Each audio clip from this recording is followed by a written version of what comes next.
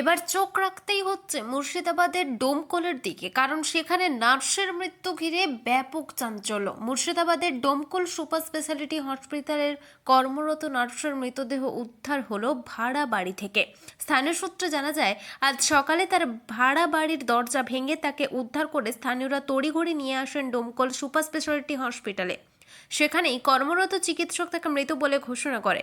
যদিও মৃত ওই নার্সের নাম আমিনা সুলতানা, বয়স 24 বছর। তবে কী কারণে এই মৃত্যু তার ইতিমধ্যেই তদন্ত শুরু করেছে ডোমকল থানার পুলিশ এবং মৃতদেহ ময়না তদন্তের জন্য মুর্শিদাবাদ মেডিকেল কলেজ অ্যান্ড হসপিটালে পাঠানোর প্রক্রিয়া চালাচ্ছে police. Bureau report, local news.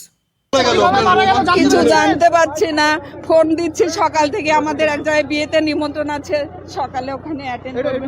আর বৌমা যায়, ফোন তুলছে না, রিসিভ করছে না। কি হলো?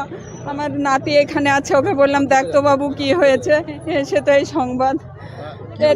অসুস্থ ছিল না, কই কোনো অসুখ কোনো প্রবলেম বা কোনো কিছু? না।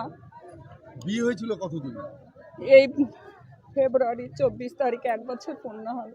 আচ্ছা, ওনার কাছে যে চ্যানেল করে সেলাইন চলছিল কেন কিছু জানা? না, ওটা বলেনি, কিছু বলেনি। আপনাদের কোনো সন্দেহ হচ্ছে কি? না, কিছু সন্দেহ তো করতেই পারছি না, ভাবতেই পারছি না যে ও শেষ হয়ে গেছে। আমাকে এখনো বলেনি যে ও নেই এখানে। তা আমি ভাবতে পারছি না। আমি বুড়ো আশা করে, আমার একটাই ছেলে, আমার মা মারা গেছে এই 31শে আমিনা আপনার কে ডিসেম্বর। হচ্ছে তো?